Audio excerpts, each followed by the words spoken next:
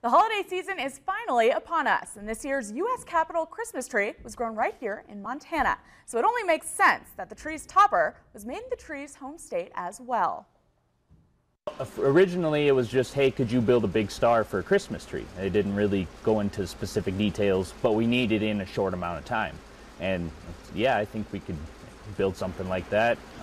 So it wasn't until we kind of got into the project and started seeing some designs and revisions of it that we realized what it was, or that they told us what it was actually for.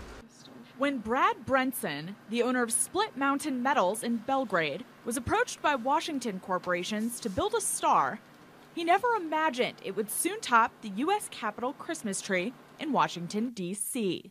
Taken from the Kootenai National Forest, this year's Capitol tree is a 79-foot Engelmann spruce, and it required a star grand enough to top it.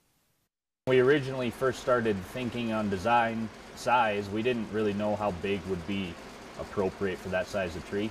So it took a little bit of figuring to see what would be sufficient to be 80 feet up in the air and still be visible. It took Brad and Split Mountain Metals 16 steel panels, 16 copper panels, and 1,000 hours of manpower to make a 5-foot tall, 8-point star that weighs 80 pounds. And it was all made right here in Montana. Montanans will pick up on some of the unique features of the star, like the copper used to represent Montana's mining history and the bitterroot flower on the front.